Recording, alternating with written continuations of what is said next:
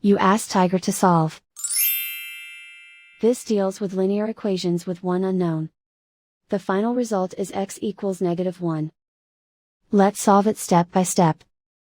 Simplify the expression. Expand the parentheses. Simplify the arithmetic.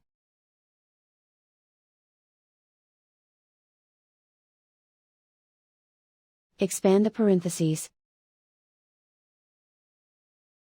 Simplify the arithmetic.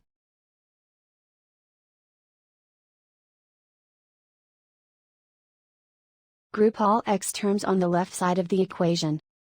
Subtract 5x from both sides. Group like terms. Simplify the arithmetic. Group like terms. Simplify the arithmetic. Group all constants on the right side of the equation. Add 6 to both sides. Simplify the arithmetic.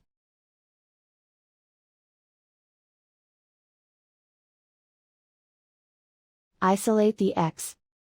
Divide both sides by -2. Cancel out the negatives. Simplify the fraction. Move the negative sign from the denominator to the numerator. Simplify the fraction. And so the final result is x equals -1.